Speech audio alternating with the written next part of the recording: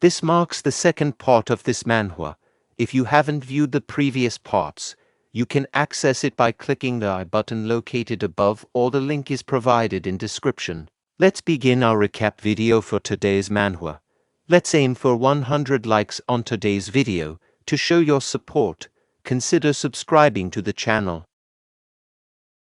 A month later, Raul, with a sign of relief, found himself finally out. Raul recalled the memory of his past month. When his father stopped him, he accepted the decision and just charged at Count Melvin. Count Melvin challenged, "Is this all you got, son? I'll show you a real sword skill." Raul thought to himself, "I passed out from his strike. He said it was just a sneak peek of what he had, but that was definitely his full strength. This powerful 5th county lord dies by the time the World of Connect starts, and after that, the county falls quickly. In order to stop the fall, father has to stay alive. I'll have to meet his expectations since he let me leave. I'll get stronger and protect my family. I can't lose it all." Meanwhile, seeing through his window, Count Melvin observes Raul leaving, thinking to himself about that kid. He recalls the memory when he told Raul to give up, asking how many times he had tried. In response, Raul said he would never give up. Count Melvin complimented Raul's persistence. "Yes, that's worthy of the Ashton family's dignity. Come, strike me." Surprised by the trajectory of Raul's sword changing midway, Raul thought to himself, "I can only leave a small wound even with psychokinesis." Acknowledging that it's about time to admit that Raul is no longer a kid, but a proud swordsman, Count Melvin pondered to himself, "Go, Raul, go and witness the world." At night, as they gathered near the fire to rest, Raul inquired of Sir Philip about their distance to the destination.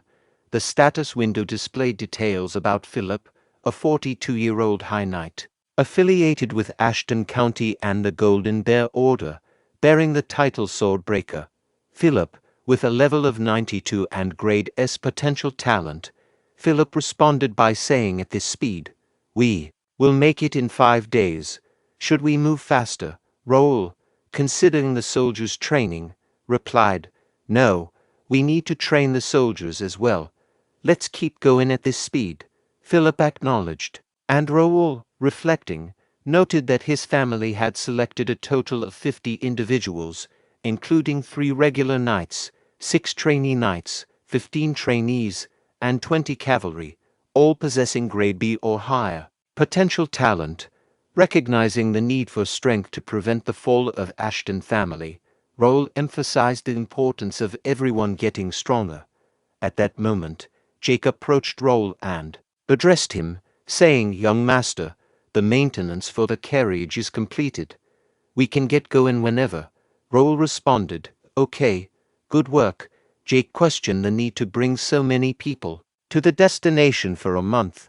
Philip intervened, telling Jake to stop questioning the young master's orders. Raul asserted, "You'll know when you get there.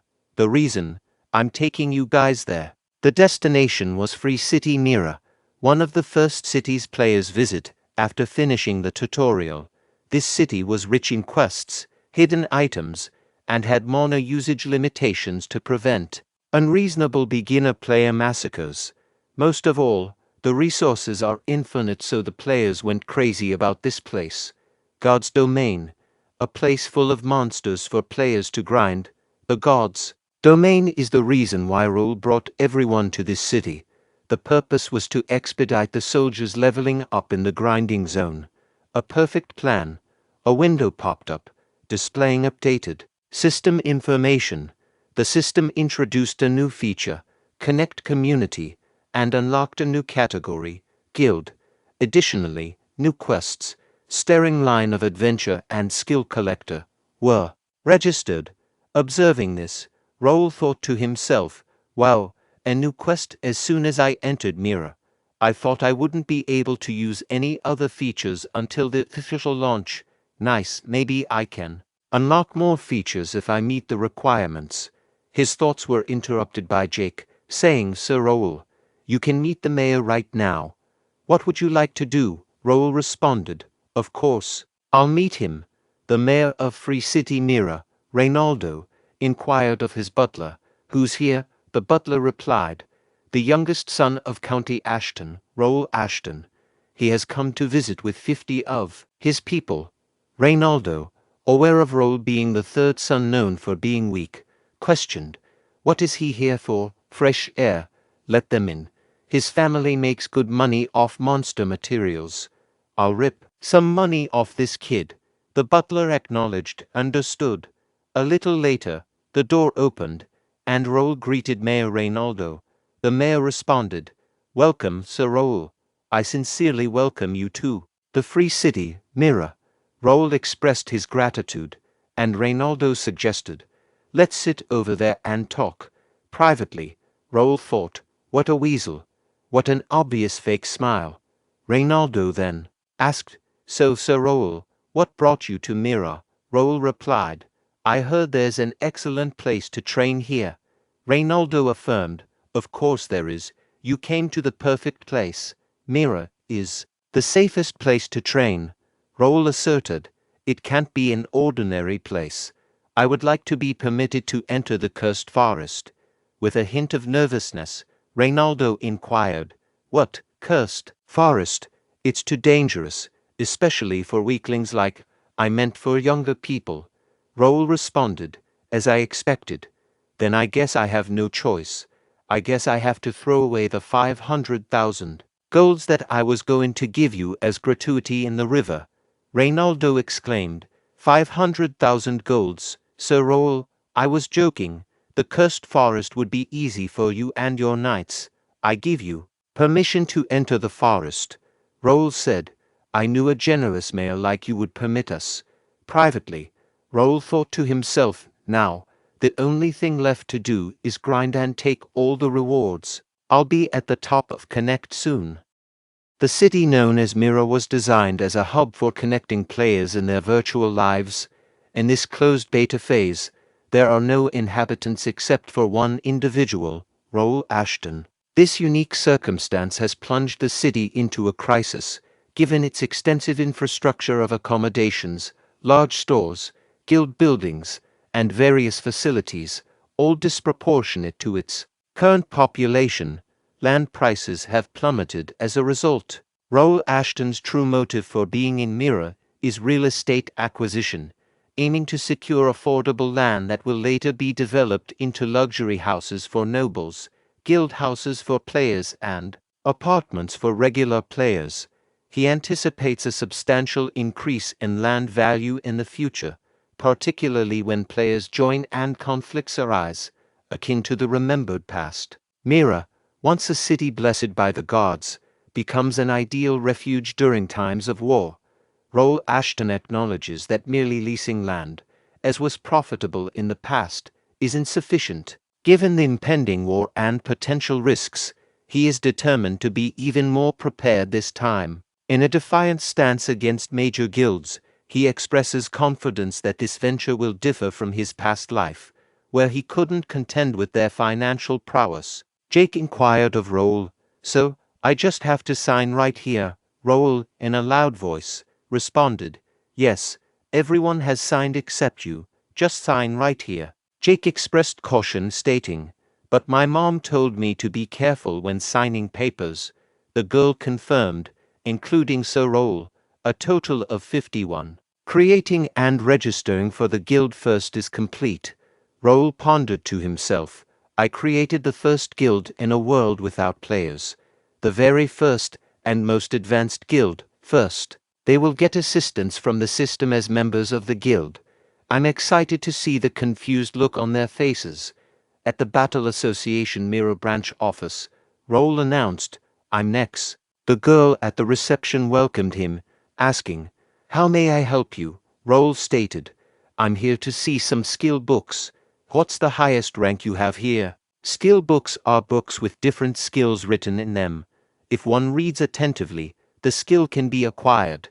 The skill ranks range from rank F to rank S. The representative mentioned, "Our branch office offers up to rank C skill books, but rank C skill books can only be purchased by VIP customers." Raul inquired, "What are the requirements to be a VIP? she explained, either through contributing to the association through quests, or stacking up purchases. But for stacking up purchases, you'd have to spend a lot, Raul further queried. How much? She responded, 10,000 golds, sir. Raul remarked, that's not much. Here, can I see the D rank ones first? She asked. Which line of skill books would you like to see first? Sword, bow magic, or shield? Raul replied, all of them. Shortly after, Jake commented, too heavy. Sir Raul, do we really need all these books? Raul responded, you may think it's a bother now, but those books will advance you to a higher level. Jake acknowledged, I guess they are well descriptive skill books, but can't you only train through books at the beginner level? Philip chimed in, I agree. We could have bought power armor with the money spent on these books. Raul assured them, you will know tomorrow. Don't worry and be patient. In the room, Raul contemplated, maybe it is too much. There were limits on the number of skills players could use, so normally, players couldn't use various skills. He instructed, quest window. Raul further reflected, when I woke up in Raul's body, there were 2 unknown items in the inventory. I can't click them or use them. But then, yesterday, when I got the quest, I was finally able to use those items. I found out that one of them was sealed skill dex. What if the reward for this quest is the skill dex's activation? On the information window displaying the quest skill collector, quest, skill collector grade, and known objective, collect at least 10 skill books and register them in the skill dex. Extra rewards will be awarded depending on the type of skill books. Reward, skill dex activation. Extra reward, unlocks trait unknown, acquires skill unknown. Raul muttered, so I have to open the dex and hold the skill book, then said, register. The dex page moved on its own, and a purple light from the skill book moved towards the dex, displaying the first skill on the dex. Raul exclaimed, it worked, and thought to himself, the sliver of mana in the book is gone. It's going to take forever to do them all. He asked himself, is there a way to register them all at once? Suddenly, all the skill books started floating in the air. Purple lights emerged for each skill book, hitting the dex. Raul pondered, what? Does it understand what I said? I guess. It worked. System window appeared, displaying information. Quest. Skill collector quest completed. Check the rewards. Skill dex rare has been activated. Extra reward trait skill collector grade X has been unlocked. Extra reward copycat grade S has been acquired. Another window provided details about the collector skill, grade X, effect, activation of skill dex. Skill copycat slightly increases the chance of acquiring skills from a skill book. Copycat grade S mastery, beginner level 3, effect, steals skills from the examined opponent. Examined skills are registered in the dex. As mastery goes up, you can acquire higher ranked skills, and the power of the skills increases. Current copyable rank, B. Raul exclaimed, this is overpowered. I can steal and use someone else's skill. A system window appeared, presenting information about the skill dex, grade, rare, status, upgradable, bounded, description, replica of the mythic item skill dex that holds records of ancient skills. Records reset while crossing dimensions. It will regain its true power after achieving special requirements. Currently recorded skills, 525 skills. Raul thought to himself, I knew it. This is the mythical item I got right before I died. Some parts of my past life, like my psychokinesis trait and items, came with me, but my skills were reset, and it's a replica too. The only thing left is 3 grade X traits and 1 item in the inventory. I wonder what kind of power it holds. The following morning, all members of Raul's first guild found themselves confused, while see a system window, leading them to exclaimed, What is this status window? What is this thing called guild chat? Priest, I need to go see a priest. Meanwhile, Butler Bernard greeted Raul, saying, "Welcome, young master." Raul, reflecting on his sleepless night spent reading through the skill decks, said, "Good morning, Bernard. Did you explain it to them?" Bernard replied, "Yes, I explained as you instructed."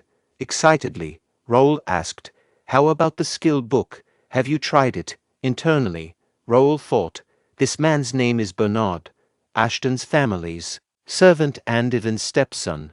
He has been working for the county from a young age and was taught by Ivan himself. He has a great memory and gets things done quickly. But there's another reason why I chose Bernard. He has the power to control the wind." Raul then exclaimed, "Amazing! I knew you could do it, Bernard." In response, Bernard modestly said, "I am flattered." The status window displayed the following information: Name: Bernard, age 27 years. Level: 21. Class: Servant, beginner wind walker. Affiliation: Ashton County, 1st Guild. Talents: Administration, Management, Wind, Power. Stats: Potential Talent Grader, Strength 17, Agility 18, Stamina 24, Intelligence 53, Willpower 46, Spiritual Power 23, Senses 41, Unique Traits: Sharp Manager Grader, Cold-Headed Grade B, like the Wind Grade B. Raul continued his thoughts, noting, he lacks stats but has great talent for being a servant or an esper. I'm done with my preparations. Raul then instructed Bernard, saying, "Get ready." Confused, Bernard asked, "Yes, sir, what for?" Raul explained, "We are leaving as soon as the knights are used to it, to God's domain, the cursed forest." In the cursed forest, an ogre targeted Raul with its weapon, but he skillfully dodged the attack by leaping into the air. Raul taunted the ogre, saying, "To slow," and countered with a powerful fist, demolishing the ogre's head with a single punch. Following the encounter, Raul confidently declared, "Come out already." Suddenly, a large group of ogres surrounded Raul, shouting, "Human, strong, kill the human." The ogre chief commanded, "Everyone, charge together and kill the human." All the ogres rushed from various directions to attack Raul. However, Raul stood firm, challenging them. "Bring it on." In the cursed forest, God's domain. The term God's domain encompasses more than just a grinding zone. It represents the entirety of the city of Mirror. For players, the city functions as a haven where injuries are healed, and if they perish, they revive within this blessed city. This unique feature makes Mirror the ultimate shelter. However, within the forest, this blessing, exclusive to monsters, maintaining a consistent number even after being defeated. Humans cannot be revived in the cursed forest, and attempting to carry items acquired from hunting monsters outside the forest results in their transformation into ashes and disappearance. This emphasizes the prohibition of touching the property of the gods, although this restriction solely applies to civilians. Players, on the other hand, can take items obtained from monsters outside the forest with the assistance of the system. Intrigued by the power, the ogre chief asked, "What is that power?" Human. Raul, utilizing his trait psychokinesis, swiftly dispatched the ogre chief, stating, "This is psychokinesis." Jake commented, "What a convenient ability," prompting Philip to urge, "Stop talking and keep skinning the ogres." Jake expressed reluctance, saying, "I didn't come all the way to Mirror to do this. I guess we've made good progress from this training, Sir Raul."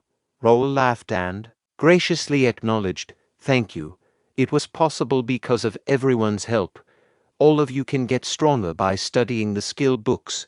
Philip acknowledged, "He's right," recalling a memory when he used a skill to instantly defeat an ogre. Raul inquired, "How's that?"